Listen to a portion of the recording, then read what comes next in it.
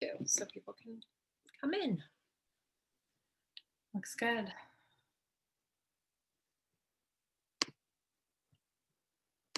Hey, everybody. Hey, everyone. We'll give people a minute to dump into the room here. I'm also just going to quickly pull up Facebook so that if we get any questions there, you can see them.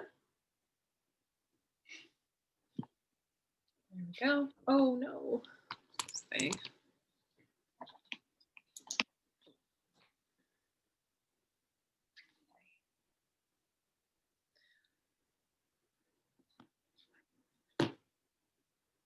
All right. I think we're ready to start whenever you want to start, Jessica. All right, let's do it. Welcome, everybody. There's still people coming in, and that's great. Thanks, everyone, for being here.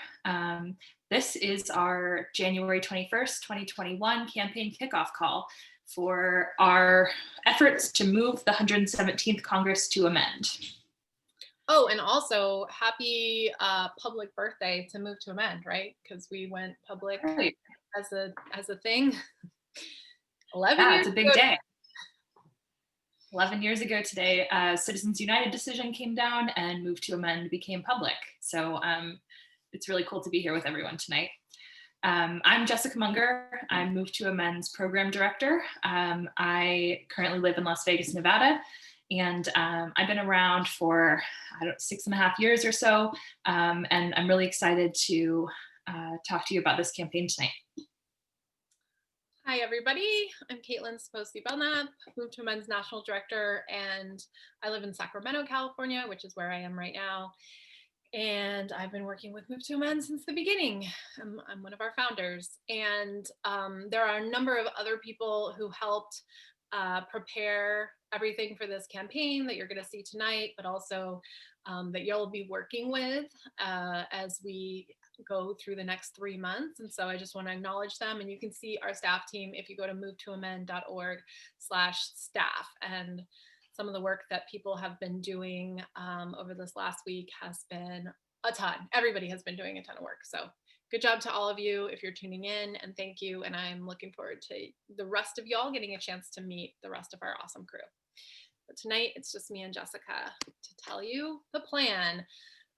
So first we wanted to just check in on the experience in the room. I see a lot of names I don't recognize. I also see a few that I do. So we just wanted to first find out, wait, hold on. Okay, what your involvement with Move to Amend has been so far. Are you an affiliate leader? Are you an affiliate participant? For those of you who don't know, affiliates are our local chapters. We'll talk about that in a sec.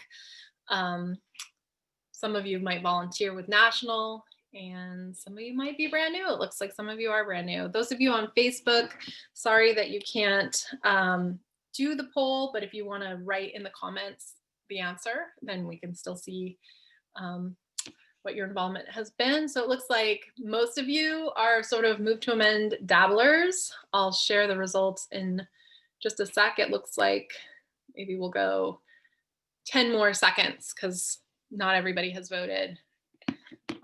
So last 5, 4, 3, 2, 1. So hopefully you can see that. Looks like about half of you are mostly Move to Amend dabblers. So welcome, thank you. A quarter of you are brand new, so special welcome. And then those of you who have been working with Move to Amend for months and years, welcome. Special thanks to you for making Move to Amend happen.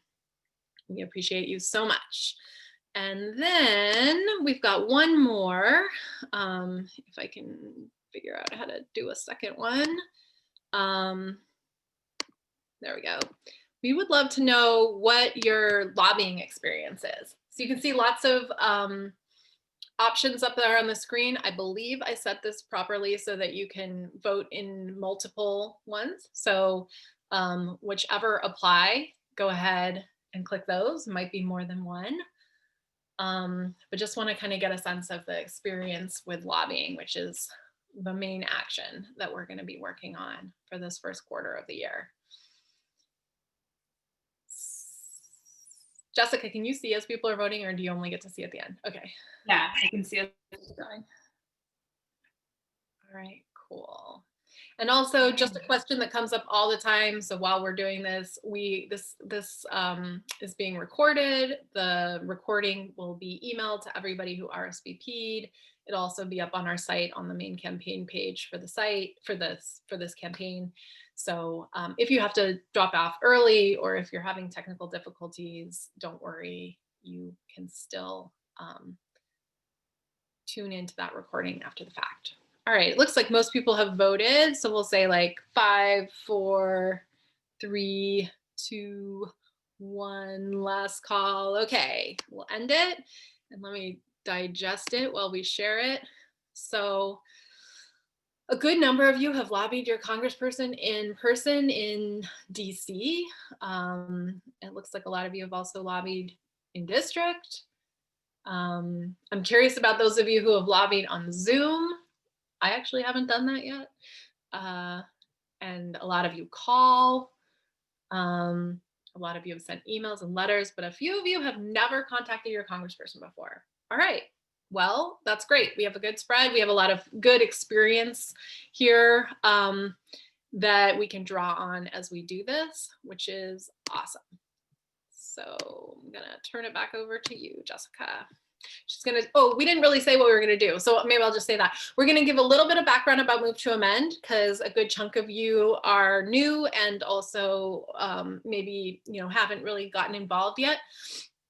And then we're gonna talk about the campaign for the first quarter, share with you what the plan will be and how you can get involved. So Jessica's gonna do that, that background starting now. Awesome, thank you. And thank you so much for being here, especially people who are newish to us and or to lobbying. I'm really excited. So Move to Amend is a national grassroots organization, movement, coalition of hundreds of organizations and hundreds of thousands of people committed to justice, ending corporate power, and building a democracy that works for people and planet, and not just corporations and moneyed interests.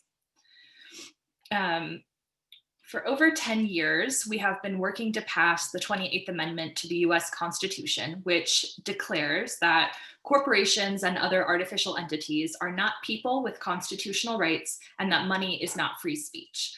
So those are the two parts of the 28th Amendment, which we're going to talk about a lot more tonight. Another goal, though, of ours is to provoke discussion and organizing to make real the promise of American democracy, which we don't believe we've actually ever had in this country, through constitutional renewal. So we take a movement building approach to changing the Constitution for democratic ends. And our values and principles are very important to us, and that's where we root our work and our strategy. So we operate from these values, and we have a strong commitment to holding them up in all of our work. So they include anti-oppression and solidarity organizing, right? We understand the relationship between corporate power and white supremacy, patriarchy, class oppression, and so much other violence. And so we're very clear that in our work to build the democracy, that to have an active commitment to dismantle these systems is necessary for doing that work correctly. We also believe in coalition and movement building. Corporate power is huge, right? And we know we can't do this alone, nor should we. And we don't have all the pieces to this puzzle. The amendment is one piece in this larger goal of recognizing and realizing democracy. So it's important to us that we operate with others who are struggling against corporate rule, and that we actively build our movement power that we need to win. We also believe in grassroots organizing. We know that change doesn't come from the top, right? It doesn't come from the wealthy elite. We know from history and experience that grassroots organizing is what gets the goods. And so we work in communities across the US to build public understanding, organizing, and power and political muscle to make change. So that grassroots approach and muscle building is really important to us. And that's also the reason why we have a dedication to political education. We believe that we should be informed by political and movement history and prioritize ongoing education so that we can be the best and most powerful organizers that we can. We also have a commitment to maintaining our political and economic independence, right? Organizations that get big money from political parties or big donors, corporations, or these like large foundations often have to work with limits which benefit the donor class, right? So for us, we're funded by regular folks who are giving what they can to help us do this work. And this is why we don't align with political parties or endorse candidates. Our independence is very important to us. So that's sort of that's what we check in with when we're doing our strategizing. So amending the Constitution, let's talk about the amendment process. There are two ways to amend the US Constitution. One way I should say, is through Congress. That means 2/3 of both houses of Congress, the House and Senate, must pass an amendment resolution. And then 3/4 of the states, that's 38 states, have to ratify that. The other way to amend the Constitution, which has never been done really since the original convention, is that 2/3 of state legislatures call for a convention to propose an amendment. And that means 34 states as it is now, and then 3/4 of the states must still ratify. So Move to Amend works both of these routes. We work on the grassroots because no matter which way this happens, the states will need to ratify, which means we have to have a broad and educated public in order to do that, right? But we also work on Congress, which is a lot of what we're talking about today. But we take a grassroots to working on Congress because that's where we believe the power comes from no matter what. So our amendment has been introduced in Congress several times, and we ended the last Congress with 75 co-sponsors on our amendment. But with each new Congress, we have to regather all of those co-sponsors and recruit new ones. So our big picture strategy here is to build a movement for real people through coalition building and working with others who understand and live the effects of corporate power every day, right? So the strategy is the only one that's been effective at making change in history, is building a broad, diverse, multiracial, intergenerational movement. And that requires us to understand that corporate power is a violent force and that there are so many ways it manifests, and all of those ways damage people and communities. And that's our fight too. So the fight against corporate power can't just be boiled down to overturning Citizens United and getting money out of politics. It's also about community sovereignty and our right to decide how our society operates and our safety from state violence, and all of these really important things, right? So we have to be more than just activists. We have to be organizers. We have to take ownership for making change and creating movement and planning and taking agency in being change makers in our communities. So that's the strategy. So with these things in mind, the strategy for 2021 is to secure 100 co-sponsors to the We the People Amendment in Q1. So this sounds like a lot, but remember that at the end of the last Congress, we had 75 co-sponsors, and many of them will come back on.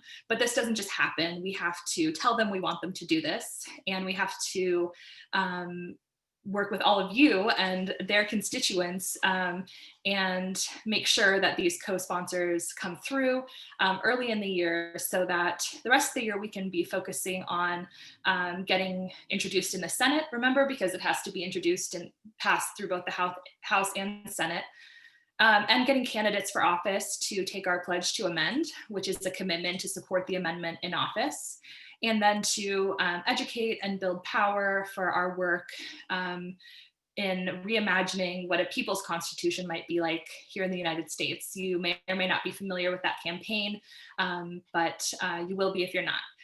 We're also doing some more barnstorming later in the year. So lots of presentations and panels, media coming about, and building out Democracy Unlimited, which is an organization that catalyzed Move to Amend many years ago. And we're going to use that to help us do some of this constitutional renewal work. So we have really big plans for 2021, and we really need your help, especially this first quarter, to get 100 co-sponsors. It's going to be really fun and energizing.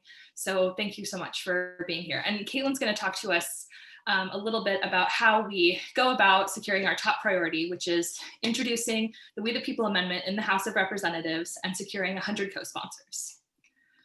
Hey, thanks, Jessica. So a couple things that we forgot to say at the beginning, because I didn't make a slide for it, and so we spaced it, I spaced it, was that we will take questions and discussion at the end. So if you want to use the Q&A feature as we go to put them in, and if you had any from anything Jessica said, you can feel free to put those in the Q&A. Also, right now the chat is open, and we also had meant to invite you guys to introduce yourselves. So I'm actually going to pause for 1 second to let you do that, because there are, it looks like 84 of you here. There were about 270 people registered. So that's how many people are going to get the link, and hopefully start off with a number around that.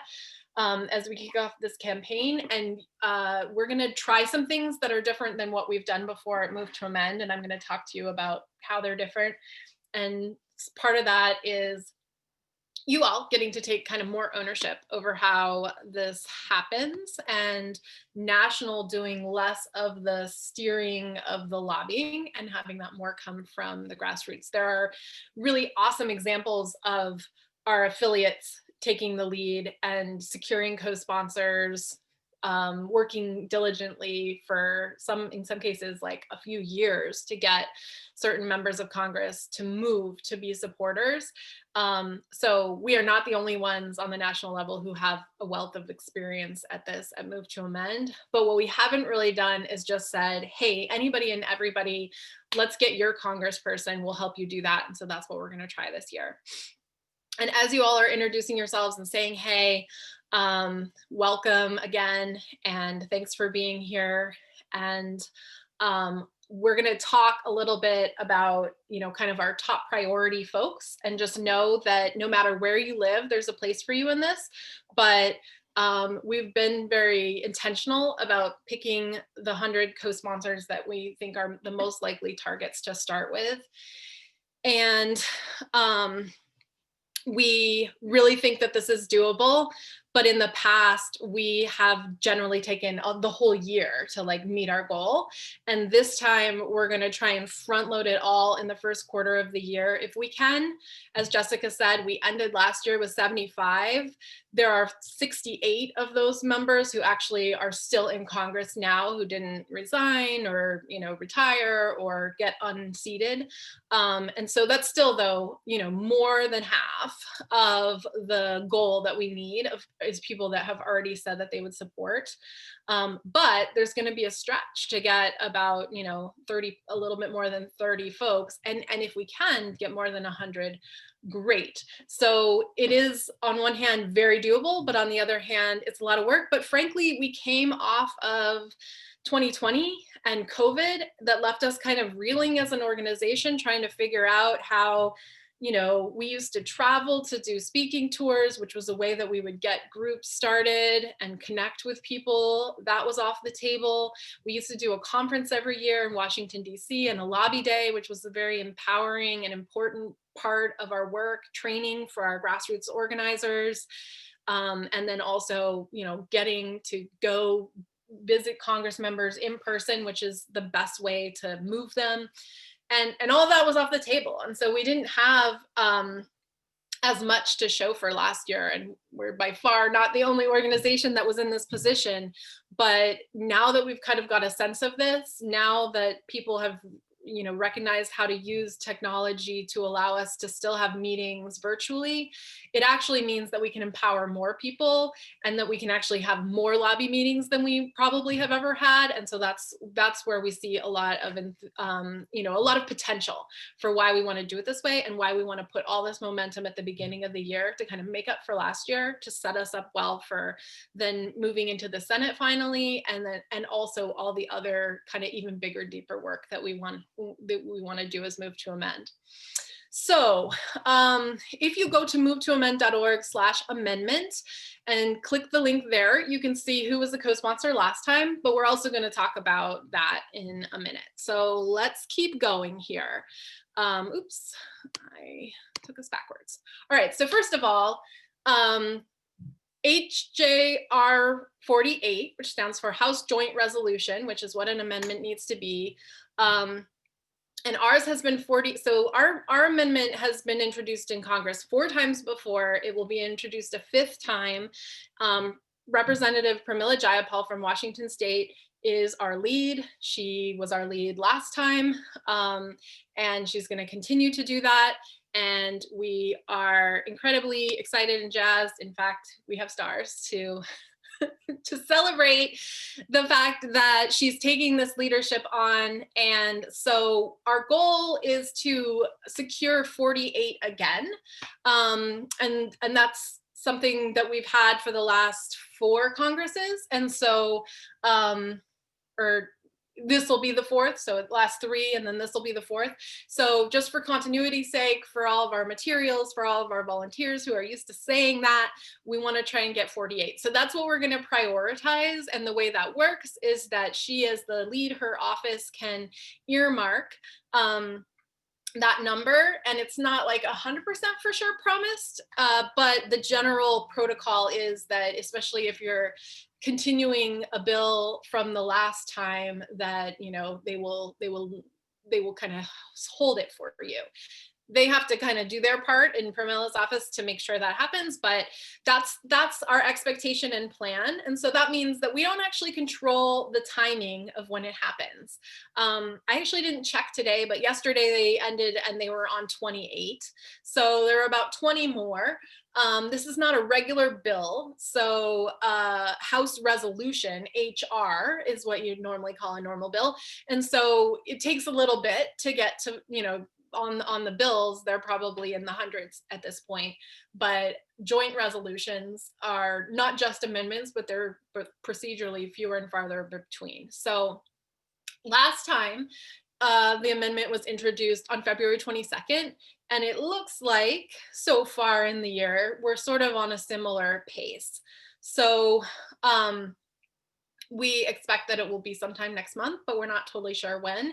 And that's okay, because everything that we want to do doesn't really require the bill to be introduced. Of course, it will be easier once we can tell the members that we're pressuring what the number is, but we can get people lined up and committed before the bill has actually been introduced. That's very normal and typical. I saw one question about how she's doing with COVID. As far as I know, her symptoms have been really minimal. Her husband also got COVID.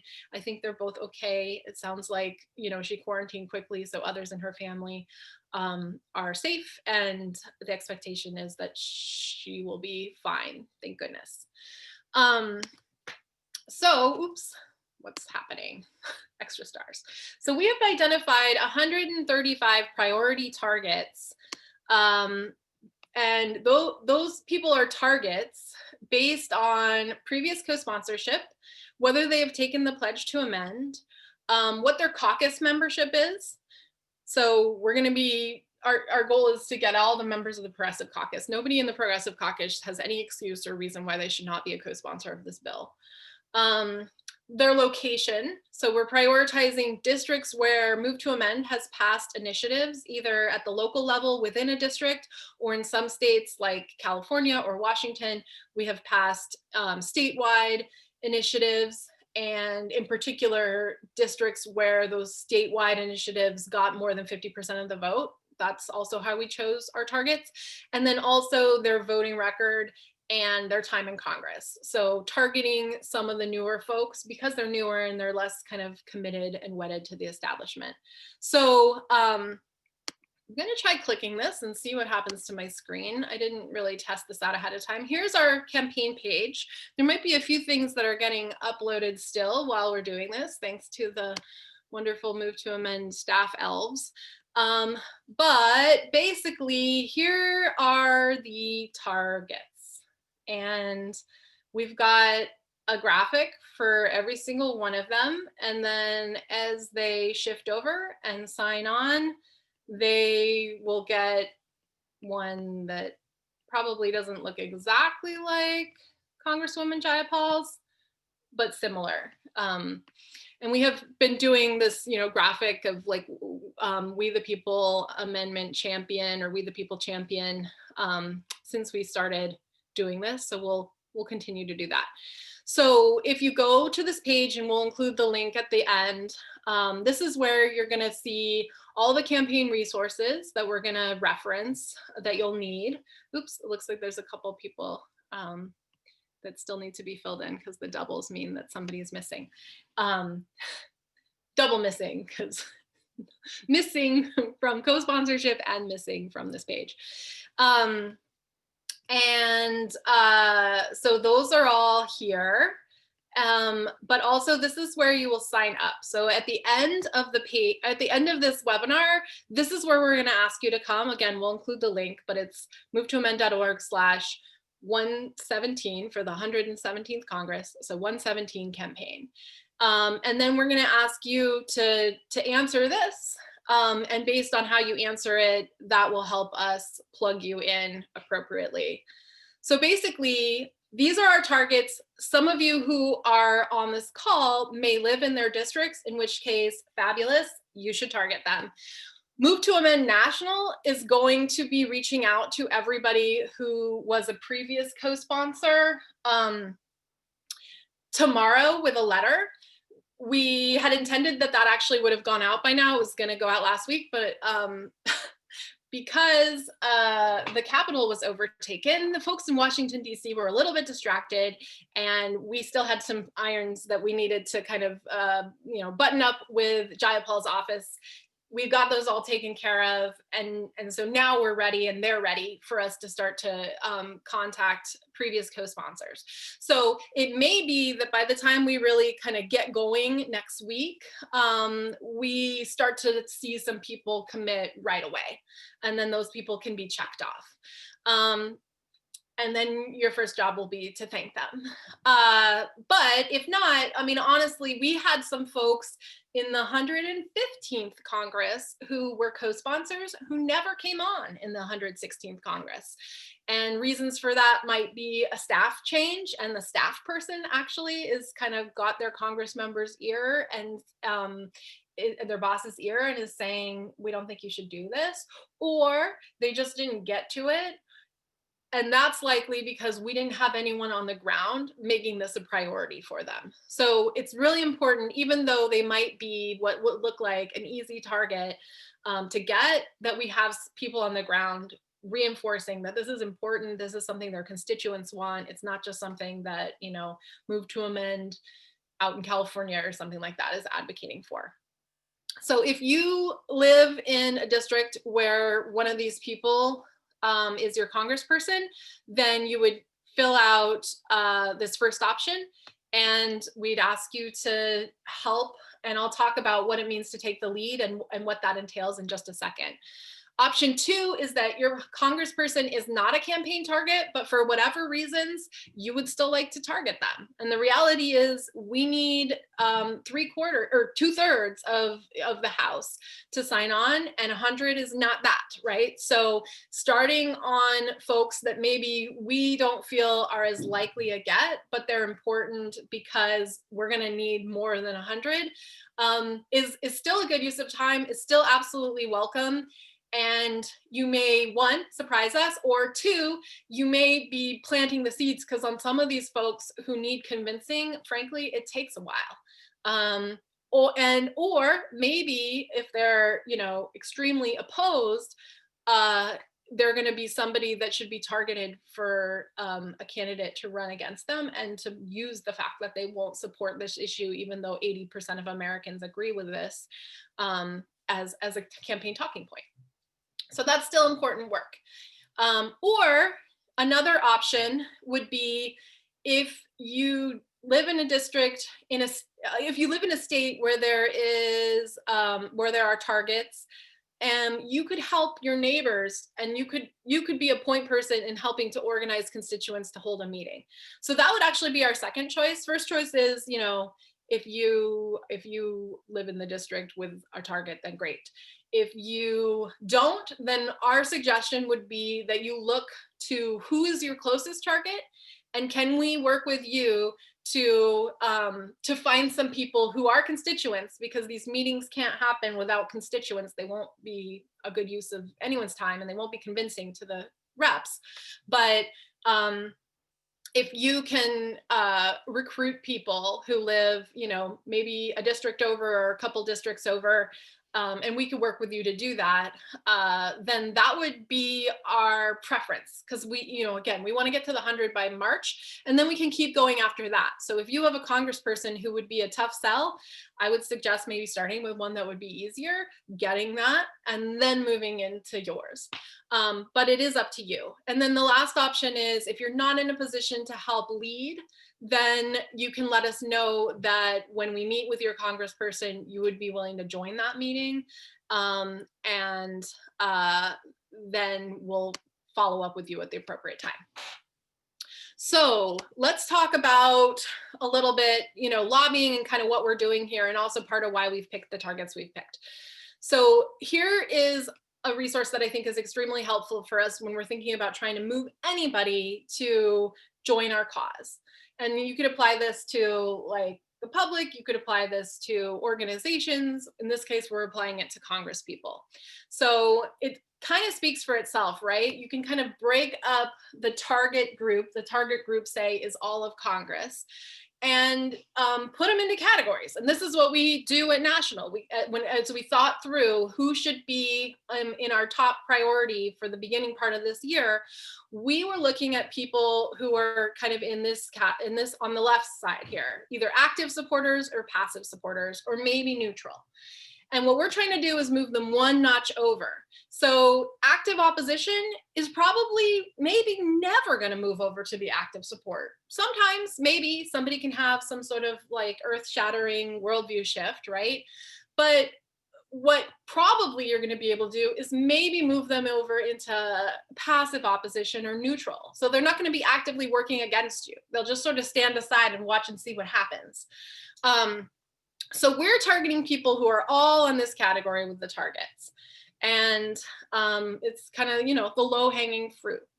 And so, and really mostly here for those 135. There are a few Republicans in the pool. So we've picked Republicans that we feel like maybe are more here, and we're going to try and move them.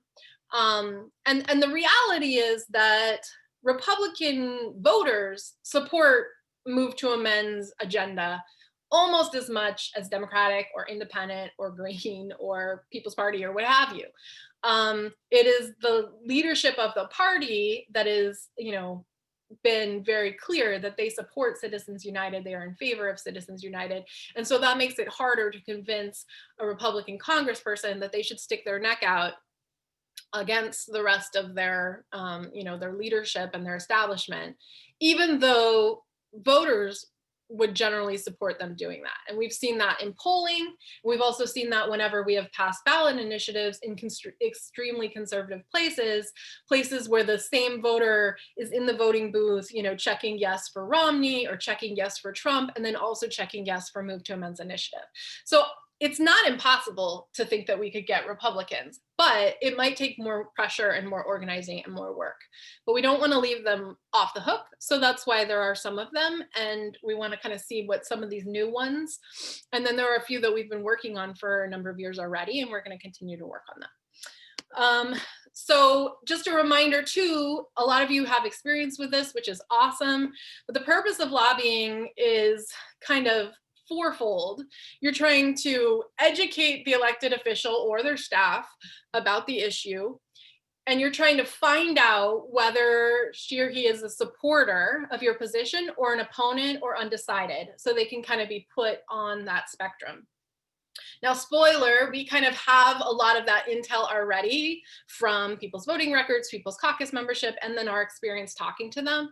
But the reality is there are a lot of people who are on our target list who we have already asked and who have not gone ahead and done it. And so we need to kind of find out why. What is their problem? Is it just that they haven't felt enough pressure? It hasn't felt urgent? Or do they have a hang up? Do they have an issue that we can address and that we can answer? And everybody, for the most part, that we have brought on, I would say, well, maybe not everybody, but maybe like half of the co-sponsors that we've had over the years started off with some kind of concern that we have addressed. So we have a wealth of knowledge and information and resources that we can help you, provide you to give answers to any concerns that folks have. And if you look at the Move to Amend old co-sponsorship list, again, at movetoamend.org/amendment, and then you click the link to go to the old Congress page, you'll see that it is not all just the, radicals or extreme leftists in Congress who are on our list. Because we have been able to convince some people who seemed like they maybe would have been long shots, but answer their questions and show them that their constituents want to see this happen, which is really key. So we expect to just continue to be able to do that. And then we want to move them to become a champion, or at least to be more supportive, move that ball forward, even if it's just to make them neutral. And we do that with this information, with an answer to their concerns, to their questions, or just by feeling the heat, which honestly is a lot of what has happened for some of them too. And then if they are an opponent, if we find out they're an opponent, if you're choosing not a target, or if it's one of the ones who's on our list who's a little bit more of a wild card, then we want to at least make them pause before they think that they should actively be in opposition. And that the ways that we might make them pause might be that we have good arguments and they agree with us about the concerns, but maybe they don't agree with us about the solution in terms of the concerns about corporate power or big money in politics. Or another option might be, I don't want to piss these people off because look, they're well organized. They can actually, send a bunch of people to my office. They can flood my phone lines. So I would rather just kind of be quiet about this because I don't want to elicit their organizing against me. And so flexing our muscle in an organizing way and in a showing power way is part of the process if we find that people are opponents. So again, spectrum of allies to kind of show this. And I think this is really helpful to keep in mind because I think a lot of times our impulse is to be like, we got to get everybody over here. And no, we need to get 2/3 of people in Congress at the point that we're at the point to have both the Congress and the Senate to come on. So that means probably not the exact makeup of the 117th Congress. So we need to be thinking about, okay, who do we need to get rid of in Congress and replace with somebody else? And also, how do we move people? Because there's also a certain amount of gravity, right? So the more you can kind of pull the weight over here, then that also helps pull some of these people over into, because we know there's a lot of Congress people who are safe and they only do something if they feel like they've got cover. And so we're still in the process of trying to find some of the champions, but also they don't need to all be champions. Some of them can just be lemmings, and that's okay. So some of the things to consider, and this is the stuff that we put into our thinking for you to have in mind as well. Have they taken the pledge to amend? This is our pledge that we target candidates when they're running for office at all levels, not just federal level. So there's a number of people on the list who have taken the pledge, but who haven't come through and signed on. So that's one thing to hold them to. Have they co-sponsored HJR 48 in the past? Who do they take money from? Who are their biggest organizational / constituent supporters that are in your community that you maybe could get to weigh in as well? Have they been approached before? And that's background that we'll be able to give you, and what happened when we talked to them before and what the issue was. I mean, the number of times I was kind of the person who was over the last couple of years playing the lead role in talking to congressional staffers. And the main thing that they told me if they were saying no was, we're not hearing about this enough from our constituents, right? So that might be something that we know, okay, we need to actually organize to make sure that there's, phone making happening so that calls are happening or emails are happening, or that they're seeing visible, letters to the editor so that they see that this is something that their constituents want, not just an interest group that, has their national director sent out to DC to talk to me. So we can tell you if that's what we've already heard that they need, and that can be part of our work when we first start off. And then also, what kind of legislation do they normally support? And is there some connection to corporate rule that we can show would make it more possible for them to accomplish what they have said that they want to accomplish when this amendment is in place, and the connection to what they're passionate about already? So First up is you decide who you will lobby. We strongly suggest starting with the targets, and so finding the closest target to you if your rep is not a target. But making that decision, if you're not totally sure, that could be something we could work out together based on, what you have in mind and why you're not sure. Then we need to recruit 3 to 5 constituents to join this meeting. So a constituent is somebody who lives in their district. So you can be one of those, but if you are not a constituent, then you need to find 3 to 5 other people who are. We can have non-constituents in the meetings, and we probably will have a national person in almost all, if not all, of these meetings, and we probably won't be a constituent. So you could also, be, but we want the majority of people to be constituents, and we want that to be weighted towards that. So it's important. And part of what we're going to need to do is figure out like where people live. So you can ask your friends and neighbors, but most important is, are they an actual potential voter for this person? Then once we've got 3 to 5 people lined up, and if we end up with more than that, we can talk about what that means and what to do, because we could certainly have more people on the call, but probably not more than that speaking in the meeting. But showing our force is absolutely doable if we've got a big crowd, because with a Zoom meeting, there's no limit on the number of people we could have in the room, right? And then we schedule the meeting. We're suggesting that you try to schedule this meeting with the representative themselves. That is not always possible, and it's also not always necessary. In fact, most of our support that we have secured so far has happened in meetings that never involved the representative at all. So don't feel like you have to get the rep, but since we are a group of constituents who are approaching them, it's a totally reasonable thing to say, I would like a meeting with our representative. And then if they tell you that that's not doable, then, plan B is the staff. But the good news on the staff piece is that the staff is actually who that representative is going to turn to, whether it's after the meeting or whether the staff brings it up to them and says, I met with some constituents and this is what happened. And they're going to be asked what their recommendation is. And in some cases, as I said before, our problem is really that the staffer is not on board.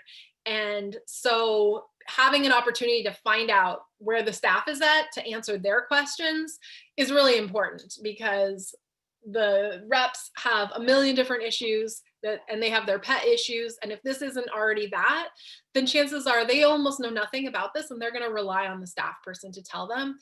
And chances are the staff person probably doesn't know much about this, and that's why it'll be really important for us to educate them. And then you're going to have a prep meeting to kind of get clear on how to do it so that it's flows well, because you only will have 15, maybe 20, maybe 30 minutes, but probably not very much time. So you want it to be tight, and we'll have templates for all of these things. You'll hold the meeting. We'll do that with you. And then follow up is really, really, really important. In fact, I could have put maybe like 4 check marks next to follow up, because that's what it's all about. They want to know if you care about this enough to circle back with them. And we also have some steps in between there, say going into the meeting, where we're going to try and ramp up the amount of contacts that regular just constituents are doing on their office. So there's like a buzz about this as we go into the meetings, and then in the follow up as well. So that's another thing that you can ask your friends and family and neighbors to do. Maybe their cup of tea is not to go to a congressional meeting. Maybe they work during the day and have kids at home, and they're not in a position to be on a Zoom call even for 20 minutes. But what they could do is they could make a 3-minute phone call every day, and it's okay if it's every day the same person, and just really put this on the radar so that our meetings are like really packing a punch, and it's like, oh, these are these people who keep calling us, and now here they are having this meeting, and now here they are following up. And that is, in our experience, really what makes all the difference and gets it done. It's mostly about, are you present and in their faces in a collegial way, at least to start. And that's what gets them to respond. So that's why it's really important that we do all of that organizing too. And then if they ignore us, or they come back and say, no, we don't think so, then we'll circle back and figure out appropriate escalation. An appropriate escalation might be, more phone calls and contacts to their office. It might be showing up at their campaign, or not their campaign, sorry, their district office neighborhood and doing like a car parade and honking the horn with signs. It might be showing up at the rep's door with a stack of petitions or something else. But we will figure that out on a case-by-case basis based on what we think is the appropriate level of escalation that will get their attention, but not put them over the edge into thinking, okay, now I've got adversaries and I'm going to respond adversarially in kind. So that'll be a case-by-case basis. And it'll also depend on what kind of work has already been done on that rep, probably as well. So before your meeting, you'll have an opportunity to get familiar with Move to Amend's talking points, which we will provide you. Like I said, we have a lot of information. And remember that we will have, because we're doing this virtually for the first time ever, we'll have an opportunity for you to have an experienced Move to Amend person in the room with you. But our plan will be that we probably won't be taking the lead. We'll be there as needed if there's a question that's asked that's maybe more obscure or specific. And or, you know, if anybody just like has, you know, deer in the headlights stage fright, of course we can kind of like swoop in, but really it'll be the constituents who are taking the lead. So you'll get familiar with the talking points, which doesn't mean that you have to know everything about why corporations should not have constitutional rights or how they got them in the first place or every aspect of democracy that messes with. What it really means is that you will get clear on why you support the We the People amendment that you want to articulate to your rep or their staff person. And so we'll help you come up with that. And then we'll also have an opportunity to do a little bit of research on them, some of this background of like if we've already talked to them and stuff like that, but also just kind of who are they generally if you're not super familiar with them. There might be people in the group who know more, so they can kind of fill everybody else in too. And then at the meeting, dress appropriately from the top up though. That's normally we have like, don't wear sandals and but in this, or shorts, but in this case you could. Be prepared to meet with a legislative assistant, like I said, but that's actually, there's nothing bad about that whatsoever. You want to stay on topic, especially for these Zoom calls, because they can just like, it's harder to just bail out on you when you're in person, but here they could be like, okay, I gotta go with no warning. So making sure that we're keeping focused on what we want to talk about. And that's part of why we'll have a prep meeting so that we can go over all this. Solicit their views on the issue. That's that important, like you're there to get intel, to find out what are their concerns, what are they sympathetic to, and we can use all that as we develop the rest of the strategy around them. And then when you conclude the meeting, it's important to make the concrete ask. We're asking them to co-sponsor or to commit to co-sponsor when the amendment is introduced, if it hadn't been yet. They might have questions that they ask for, so you're committing to send them educational information, follow up, and then be a resource going forward. And then taking a picture is important so that we can help, you know, publicize all this and kind of keep the buzz and momentum going. And just a few tips, and again, we'll kind of have all of this and go over this with you as we get to it, but just for those of us who are sort of like big picture and then get into the details, we're kind of giving you all that at once. So staying on topic with Move to Amend and not making assumptions that they share your political views on other stuff, and then being respectful when talking to folks. Like I said, there's definitely an appropriate time and place for escalation, but we don't want to start off adversarial or escalated if that's not going to help us get to where we want to go. And then it's really important that all this get reported back in. And so we'll have the ways for you to do that. You're going to send a thank you and then follow up by phone in 1 to 2 weeks max. So I see the question, where do we go to get started? So movetoamend.org/117 campaign is where you would go. That's where all the materials are. That's where the list of targets are. So you can see whether your rep is on there or somebody nearby you. And then at the bottom of that page is where you sign up and indicate that you're ready to join. If you still feel like, gosh, I don't really know what that means, that's okay. It's just like, if you're excited about this and you want to do this, then sign up and we'll work with you to figure it out. Basically, for every single one of these targets, a Move to Amend national staff organizer is a point. And so that you're going to have a person who will have about, 20 other people too, but this is the main work that we're going to do in this first quarter. We're kind of structuring this differently. Like we said, we're, instead of trying to do all the things at once, we're focusing in on this. And so this is the main thing that we will have to do. So we will hold your hand, we will help you. And honestly, if you don't sign up, then that staff person still has those 20 targets, and they're going to go try and find somebody else in your district. So if you can help at all and you live in a state that has a target, then I would ask you to please sign up. And, if we figure out as time goes on that, life has come up and you have to take less of a front seat role, that's okay. But we would rather, we would rather get started talking to you now and find out how you can plug in a way that's appropriate for you. You can also go to the page and familiarize yourself with the materials. We're also going to start using Slack for this campaign and kind of try that out, which we've never done before. So the Slack details will be sent to those of you who sign up starting next week. So don't be surprised if you don't hear about that right away. But we will get in touch with you next week and kind of bring you into Slack. And the goal is to have you, stay focused on just your congressperson. It's not going to be a place where we're going to talk generally about Move to Amend or politics or whatever. You're not going to get a million notifications.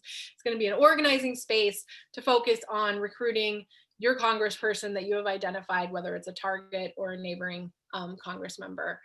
And then recruiting your friends to join you. We have a link when you sign up that'll take you to a page where you can use on social media right away to say, I'm going to do this campaign. Who wants to join me? Will you come and be part of a meeting?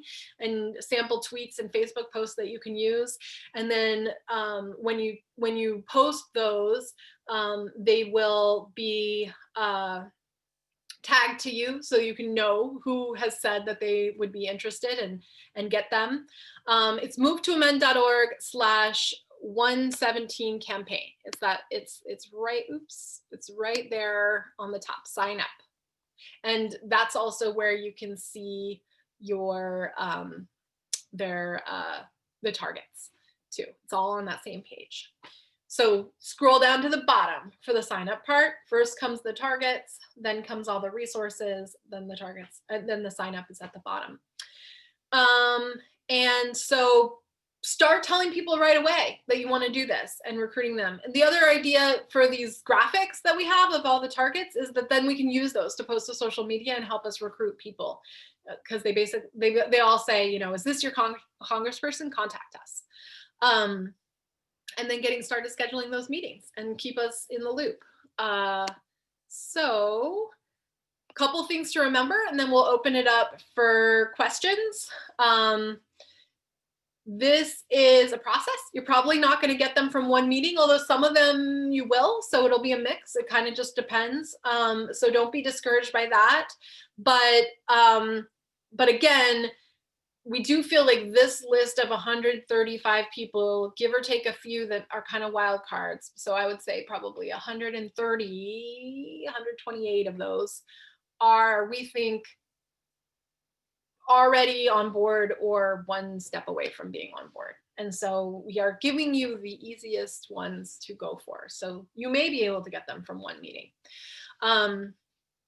Pressure from other directions is really helpful. So if you're part of an organization that can endorse Move to Amend and then send a letter to the representative now, that would be really helpful. Thinking about other ways. One of the tools that we will use is the Move to Amend petition. So you'll be able to use those those signups to call to ask them to volunteer and join the meeting, but you also can share the petition and grow that number, and we will present that at the meeting. This many hundred or this many thousand people in your district have also said that they would like to see this happen. And so there might only be 5 of us here, but we actually represent 4,000 people, and here are their names. Follow-up is so key. So plan that's the project. The project is to have the meeting and then follow up. And that's what you're committing to. and then escalating your tactics. And if escalating isn't, if at that point you need to step away for whatever reason, like, we'll carry it on. But I hope that you will become invested some in the fact that, you took the time to have this meeting and then they didn't come on board, and you have the information about like what your sense is of why and what we might need to do next. So we'll work with you to figure that out.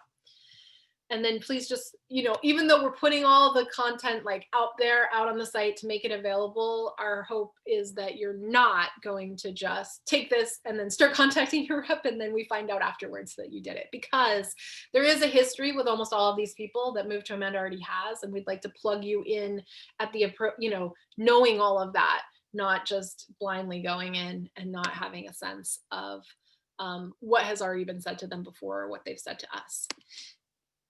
So it looks like there are some questions in the Q&A part, and I don't know if, Jessica, you've also had a chance to, I see there's lots of chats that have happened that I have missed. So if you chatted something way back when and it's a question, it might be helpful to go ahead and just stick it in that Q&A. That should be, I think, at the bottom of your screen. And then I just want to, one more time, take people here. I'm gonna,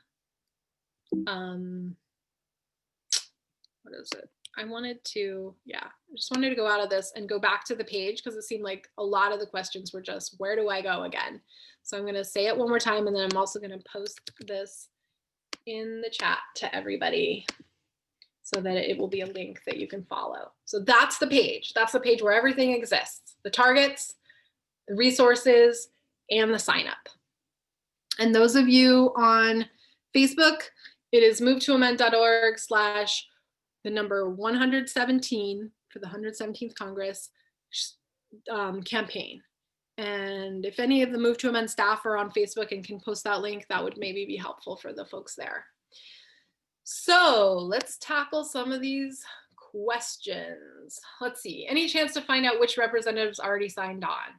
So again, if you go to movetoamend.org/amendment, you can see the list of people who were signed on last Congress. But as Jessica said earlier, with every new Congress, we need to get them all back again. So at this point, the amendment has not been introduced and nobody has signed on yet, except for Pramila Jayapal has committed to introducing it. And this week, tomorrow, we're sending a letter out to all of the previous co-sponsors, all 68 of them who are still in Congress, asking them to sign back on. And as they do, that information will be on the campaign page. We'll actually change this graphic and they'll have a check. And so you'll be able to see.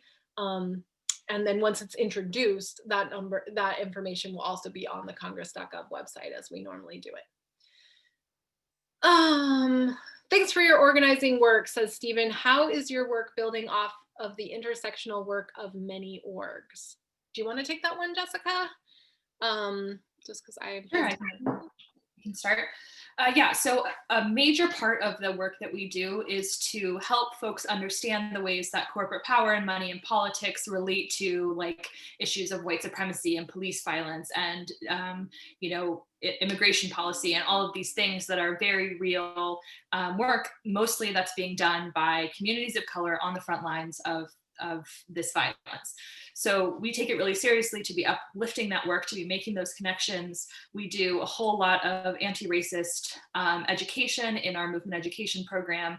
And that's something that all of our volunteers and staff and board all go through continuously. It's part of our dedication to ongoing education, is also to be educating others about how this all relates to issues that you might consider like intersectional work. So we see corporate power as being inherently related to the fight for racial justice and so many other fronts of struggle. There's a lot more that could be said about that, and I'd love to have a conversation offline or in the many other places that will do that. Thank you for asking. That's a really important question. Great.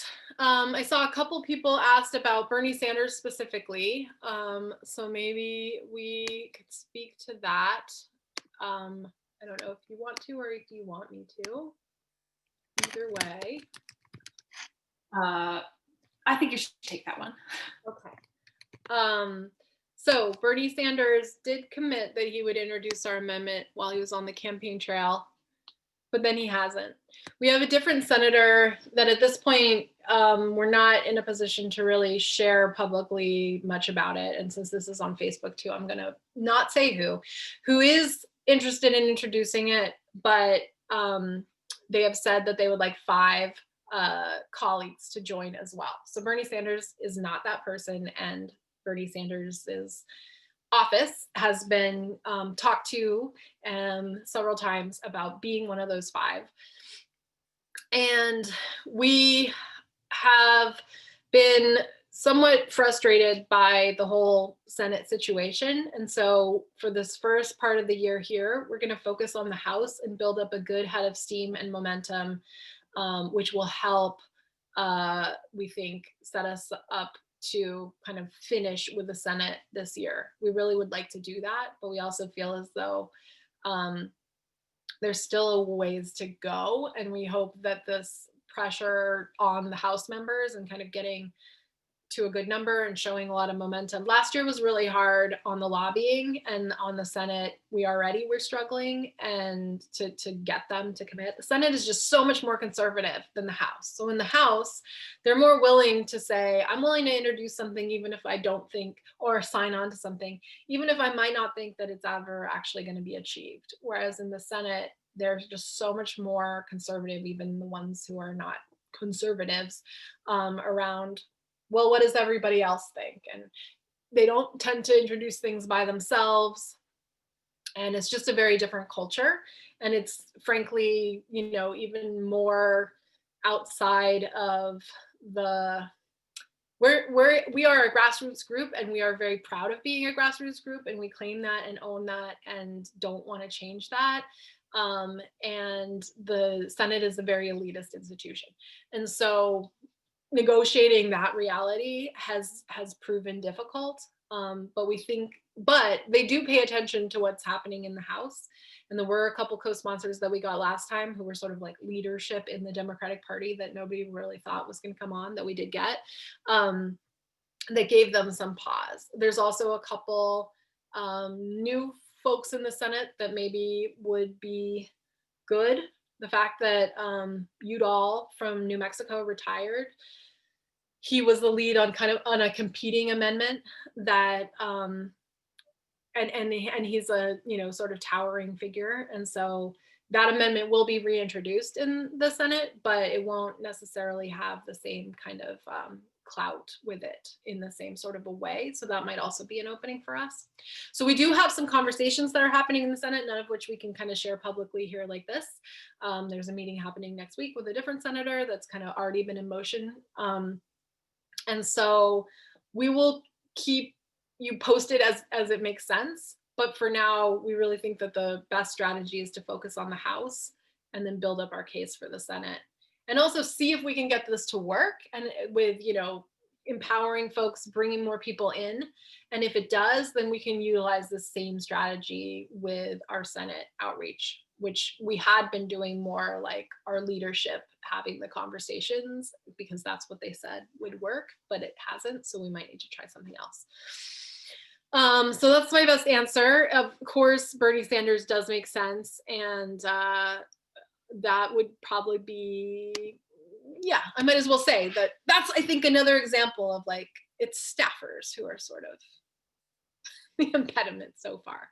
Not because they don't agree with us in principle, but they're haggling over like the specifics, instead of being visionary about, imagining that this kind of sweeping change can actually be achieved. They're more focused on, they have like DC brain. It's a thing, which is we only can imagine what's possible in the current political context, not what we need to actually have a functional world. So there are a good number of kind of like questions of stuff that we covered that it sounds like would be helpful to go over. So question, which comes first, 2/3 of House and Senate, or 3/4 of states to ratify, or simultaneous? And by when for either process? Do you want to answer that, Jessica? Sure. So first comes the 2/3 of both chambers of Congress. So both the House and the Senate have to pass identical language, 2/3 of each of those chambers, and then 3/4 of the states have to ratify. Yeah, which means you have to be prepared in doing the grassroots work to ready those states for ratification, right? Because that just doesn't happen. That has to be also, prepared for. So. And the second part of the question was by when, and there isn't a timeline for it. It has to be within the same Congress because, we're in the 117th Congress for the next 2 years here. And then there will be the 118th Congress, 2 years and for 2 years after that. So both houses have to pass that amendment in that same Congress. But I don't expect that we will get this amendment passed through the 117th Congress in either the House or the Senate. Probably what's most likely and typical might be that it might pass through the House first, but you can't quite get the 2/3 in the Senate. So then it becomes, a fight there. And this is a marathon, not a sprint. This is not a campaign that we can just check off in a year. And it is because it is so foundational and so important that that it will bring about systemic change, and changing the system within the system that is Congress is hard to do. But we went from 3 co-sponsors to now we're at 75, that I think that we can get 100. And that's the kind of, we just have to keep going on it. And also, as it becomes, clearer and clearer and clearer to the American public that corporations have too much power and that there's too much money in politics, the need for this amendment is doesn't diminish at all in the amount of time that goes by. And so that's our organizing task. And it was the same sort of level of like ending slavery or convincing the elected officials that women should have the same right to vote as men, right? Or the civil rights movement. I mean, that's the kind of campaign that we're in here. We are not in a quick fix, let's just elect somebody to office and then they're going to take care of it for us. But when we make this change, it will be so monumental and important and critical and help everything else that we're trying to do. And so that's why we keep at it and make sure that we're continuing to move forward. Anne asked if you're open to talking with us for a short conversation, who might I call? So you can just call the national office. We technically don't have hours on Friday, so it might not be till next week that we get back to you, but the number's on the website. And if you need to kind of figure out, the other thing too is you can sign up and then that will elicit us following up with you and having a conversation about how you want to plug in too. So, excuse me, either way. Caroline asked when the first quarter started and when does it end? Oh, we're just so used to, so we're talking about January to March. That's the first quarter of the year. Just the first 3 months of the year. So that's where we're thinking of it. And that March 31st deadline, that's an internal deadline. If we take until the 4th of April or something like that, nothing bad will happen. We don't miss out on anything. This is the deadline that we've set for ourselves so that we can keep up a pace and a momentum and an energy. Anne asked what missing means. Hopefully that became more clear, but missing means that they have not committed to co-sponsoring yet. And when the amendment is introduced, then missing will mean they have not co-sponsored yet. They cannot co-sponsor until the amendment is introduced. So for however many weeks until the amendment actually gets introduced, the question will be, will you commit to being an initial co-sponsor? And that's a common thing, that you recruit a good number of people to sign on immediately. And so that won't be weird that we're asking for them to commit before it's actually been introduced. Let's see. So more questions about what is the 117 or what's the page? So again, it's movetoamend.org/117 campaign. This page that I pulled up here, I thought I'd just show you. This is the movetoamend.org/amendment that I mentioned. So this is a page that is evergreen, lives here on our site all the time, and then we always have a link. So this is referring to the previous Congress, but if you click on this link, that's where you can see who was a co-sponsor last time.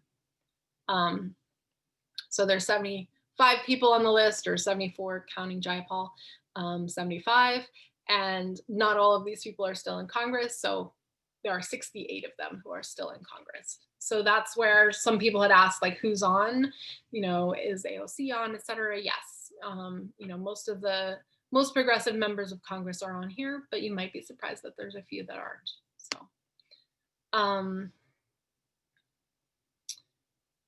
let's see. Kevin's pointing out that because they're all pictures, it's not searchable. So yeah, we can figure out some other ways to kind of make clear, but you can, it's in alphabetical order by name. I saw a couple weird things that still need to be ironed out. So if you know the name of your rep, then you can find them. In terms of finding somebody nearby, that's a good point. So we will put up over the next couple days some other ways for you to see the list, make it easier to search it. When will it be time for state senators and reps? That, like, in terms of ratification, I would say probably some years. So what you can do in the meantime is getting those state senators and reps to sign the pledge to amend when they run for office. Or even if they're seated, they can still sign the pledge to amend, which is a commitment to support the amendment through their office. So supporting resolutions that come forward in the state legislature, or supporting ratification if it comes forward through the state legislature as well. So that would, and the reality, and part of why we do pledge to amend and target not just federal office holders is that, if we're a couple years out or a few years out here, 10 years out, even maybe worst case scenario, we expect that the people who are most likely to run for Congress are people who are in state offices right now. So getting them early to commit that this is part of their political, promise is really important work, and definitely can be done starting right now. Okay, let's see. So I answered that question already. Is Our Revolution partnering with Move to Amend? Definitely some local chapters. As national Our Revolution, we haven't had that conversation lately since leadership has changed. So if you've got contacts within Our Revolution, we'd be happy to have that conversation. There are a bunch of locals that have endorsed Move to Amend. Is rewriting the Constitution something that anyone is organizing around, given the deep flaws, like African Americans counted as 3/5 of a person, the Electoral College, the Senate, corporate personhood, etc.? Do you want to answer that one? I do. Yes, that's some of us. We are definitely having that conversation. In fact, you can visit peoplesconstitution.us and you can sign up to be a part of that conversation. We're doing a lot of education, a lot of talking with people from other countries who have done constitutional rewrite processes, and having people's movement assemblies to talk about the really beautiful idea of imagining what it would be like to have a people's constitution. So peoplesconstitution.us. Thanks for asking that. All right. So I think most of what I'm seeing in here is sort of like repeats in different ways. There might be a few, but we want to also make sure to end by 6:30. So if you have questions about how folks were chosen, that would be best to write to us on, and we can talk about it. And again, remember, if you live in a district, or if you're nearby a district that you think would be a better target for whatever reason, we're not gonna second guess that. If you would like to work on that instead, there's room in this campaign for you to choose a different person than the target list. But we are asking that you consider choosing a target first, because we do think that those are the most likely to get, with the exception of a few Republicans that are on here because they are new, or we have been working on them for a while, or they they represent districts where we have passed initiatives, or initiatives have passed. So for California, for some of the ones who I saw a couple of people who are like, why is this person on in California? Well, because they because they represent a district that passed Prop 59, and so we think that they should be targeted. And we you know, we don't want to just target Democrats. And so that's why. But yes, those Republicans are probably not low-hanging fruit. Show me a Republican in Congress that's low-hanging fruit, because they don't exist. But that doesn't mean that their constituents don't support this, and this doesn't mean that we can't make progress with them. Right? So that's why. And then there was one other question I saw that wanted that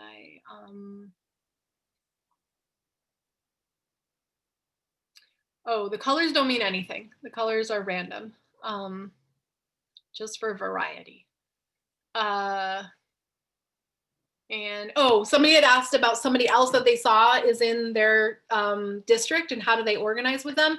So what you would want to do is sign up on the sign up page.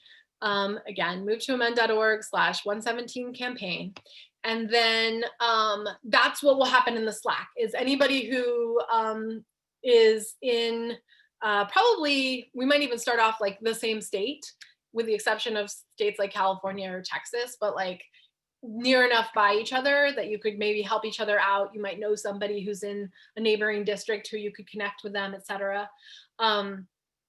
So that would be through Slack is how we will connect you. So the first thing is just to sign up. And then we also will be able to connect you with the Move to Amend petition signers as your first pool of people to reach out to ask to join you in this meeting. So what we're looking for is folks who can play point, but you won't be doing it alone. You'll be doing it with a Move to Amend staff organizer, and then, you know, anybody else that we can recruit to join you. And so there may well be some of you who are in overlapping districts, and then that means you've got a partner built in, as long as you both sign up so we both know. I do see that Tom wanted to know about any ongoing legal efforts to rechallenge the Supreme Court. That is not something that Move to Amend is working on. We don't see any potential in that. If it were to come up, great, but especially with the Supreme Court makeup that we have now. And the reality is that getting corporate constitutional rights shifted in the court is not a permanent answer, because then it will still be up to the court. What has happened is that the court has overstepped their bounds with both Citizens United, but also dozens of other cases that came before Citizens United that laid the groundwork for that decision. And two doctrines that were invented by the Supreme Court, the idea that spending money in elections is protected First Amendment speech, and this idea that corporations should have constitutional rights. The Supreme Court had no authority to come up with those legal doctrines, and so they need to be put back in their place. And just like the Supreme Court had no authority to determine that Jim Crow segregation was not a violation of the 14th Amendment and was fine in terms of equal protection and needed to be put in their place, we're in the same boat, but we don't have the likelihood of being able to overturn the court through the court. And the reality is that had the civil rights movement been able to pass an amendment to make more clear that, for example, you know, voting rights were protected, or, you know, other civil rights that came out of legislation from the civil rights movement, we would be in a better place now, because the Supreme Court has been able to roll back a lot of those protections that came out of the civil rights movement because they were not constitutionally decreed. And so that's what we need to guard against. So we just don't see the value of putting energy into trying to organize the court to reverse their position. So I hope that answers your question. So is there anything else that we should say, Jessica? We're coming up on 6:30. So I think we've gone through everything we need to do. Just want to make sure there's no other questions. There are a few questions that we're not going to get to that are a little bit tangential. So you can always contact Move to Amend.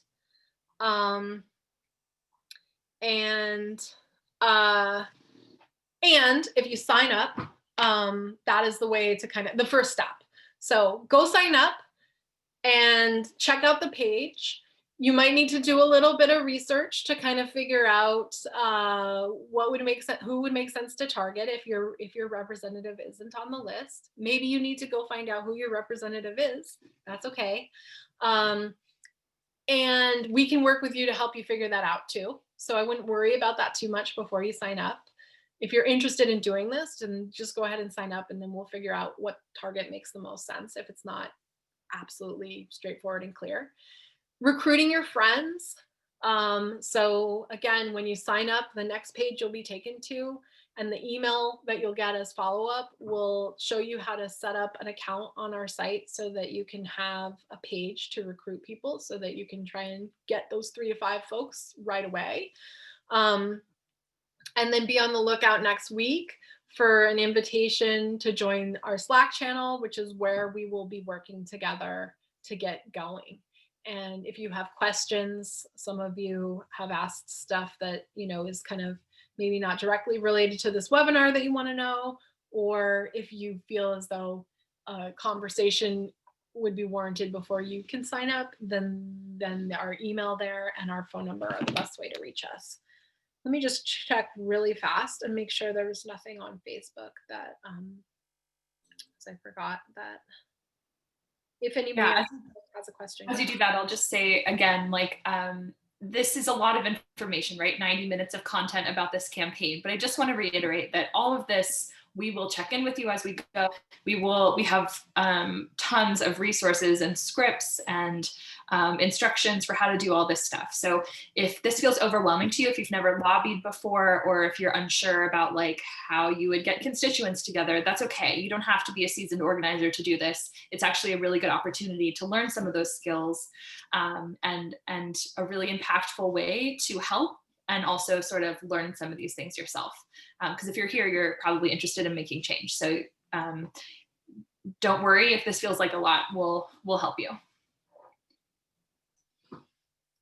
Yeah, we're all lined up to help you. And remember, pretty much all you're doing is, all you need to commit to is to find 3 to 5 people. We've got a whole pool of people you can draw from. There's also everybody that you know that you can draw from to join you in a Zoom call with either a staff person or your representative. You will have a Move to Amend national organizer with you through that whole process, and then asking them to sign on. And if you think this issue is important, then please go ahead and do this, because and if you feel as though, wow, we really need this yesterday, and this long-term struggle is hard and discouraging, and how are we going to get this done? We're going to get this done by getting to 100, and then getting to 150, and then 200, etc. And so the faster we go, it's determined,